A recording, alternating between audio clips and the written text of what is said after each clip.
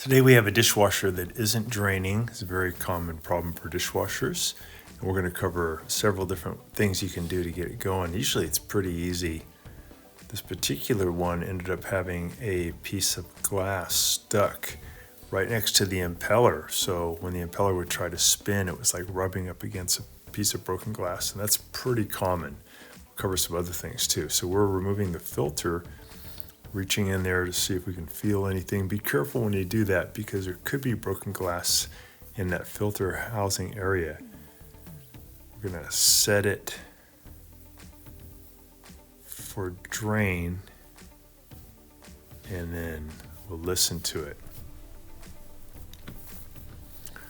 So I can hear a rubbing sound that makes me think that the impeller is rubbing against something.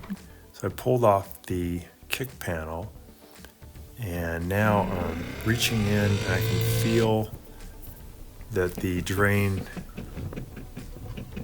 is vibrating. So that's good. We know the motor's working. We know it's getting power. It's trying to drain.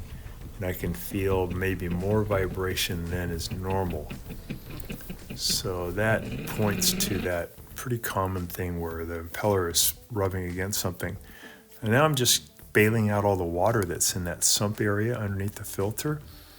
And I'll use a turkey baster too to get kind of the remnant of it. You could use a sponge or a towel would work too. You just want to get all that water out because we're actually going to take the drain motor off of the drain underneath. And if there's any water left, it would spill out. So we're just looking in there to see if we see anything, but it looks clear. So that area is okay. A little bit of water left in there.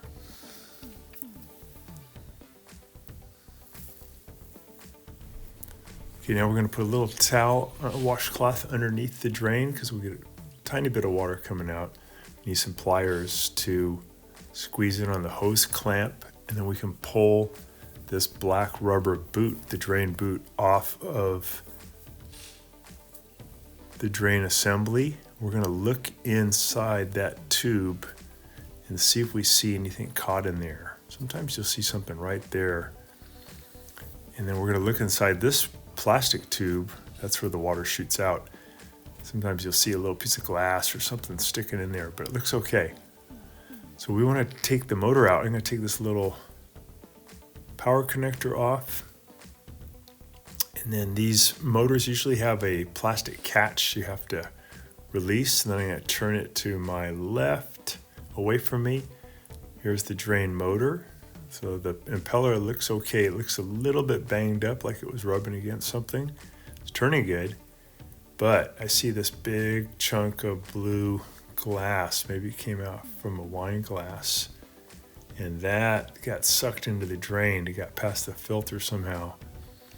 That thing was smacking into the impeller and that's why it couldn't get enough speed. It kept trying, but it couldn't get to enough speed to create enough pressure to get rid of the water.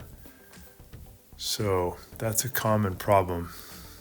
So I just put the drain back into position and I'm turning it toward me, toward the right, clockwise to lock it into position. I add the little power thing back in there, click it in, put the drain boot back on. And I'm going to use the pliers to squeeze in.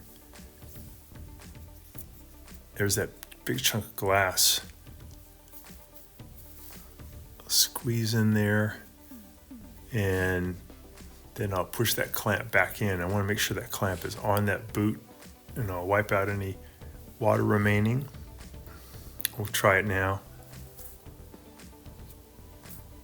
And I'm just going to put these parts back in. Here's the one part of the filter. Here's the main part of the filter. I'll push it in. I'll make sure I turn it to where it locks so nothing can get past the filter.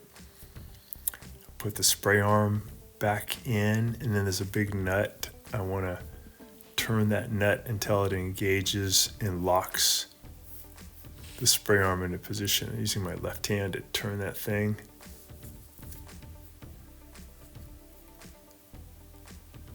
There we go. Okay. Close it up.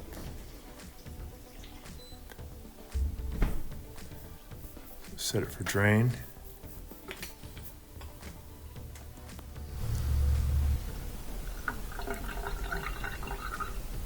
There we go, so we can hear it draining properly now with the sink. So that's all it was, just a piece of glass stuck in there. Sometimes you'll see seeds stuck in there, all kinds of stuff. So we'll go ahead and put that kick panel back into position. And then we have to add these little plastic things, and then we turn them 90 degrees with a flathead screwdriver to lock them in. So we have some bonus material coming up too that I'll show you guys, shows some other kind of things you might run into with your dishwasher when it won't drain. Just putting those racks back in.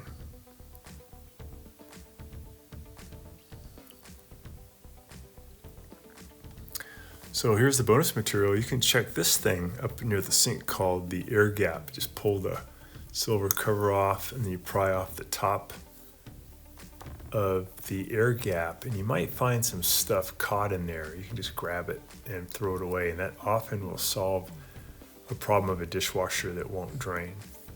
Sometimes there's stuff caught a little bit lower, so water's trying to shoot up through this white plastic thing from the bottom. You might have something caught underneath it. So one other thing you can do is spin off the little white nut here at the top. You can push the air gap down into the cabinet underneath the sink. Then you can use a socket to loosen the hose clamp. You can pull the hose off. And you can look through to make sure that there's nothing caught in that tube. That looks good, nothing in there. And then you can look through on the other side here, see if light can shine through. Yep, so there's nothing caught there.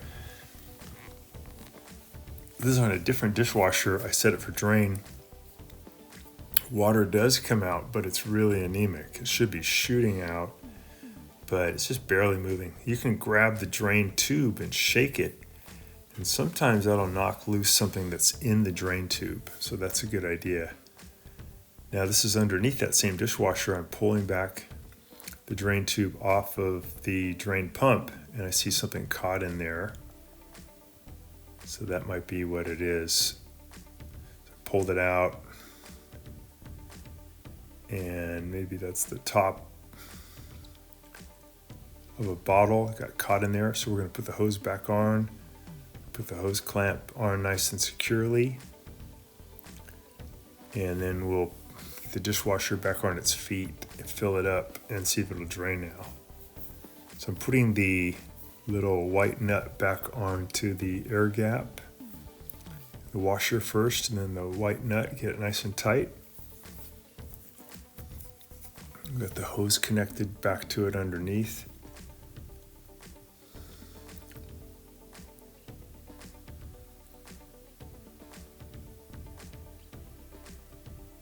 And we're gonna now, with this dishwasher, we're gonna fill it manually. We're gonna put some water in, set it for drain, and see how the water shoots up about 2 or 3 inches.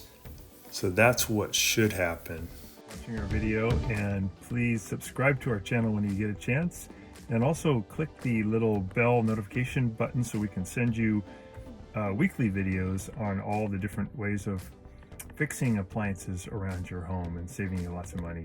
So thanks again for watching, and please also press the like button for our video if this was helpful to you. Feel free to contact me at the email listed below, which is scottthefixitguy@yahoo.com, with any of your questions.